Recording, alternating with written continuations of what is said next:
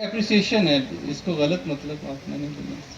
Fourth year में लड़कियां इतनी प्यारी क्यों हो जाती हैं? फोर्थ ईयर में लड़कियां इतनी प्यारी क्यों हो जाती हैं? 10-12 तो ठीक है, लेकिन सारी क्यों हो जाती हैं? पहले साल में कितनी सादा, कितनी भोली भाली, पहले साल में कितनी सादा, कितनी भोली भाली, दूजे साल में अकड़ दिखाने हरदम लड़ने वाली, तीजे साल फिरे वार्डों में मिसल गवाची गाएं, थोड़ी सी हो शौक और चंचल, थोड़ी सी शर्माएं। फोर्थ ईयर में डाकू और हथियारी क्यों हो जाती हैं?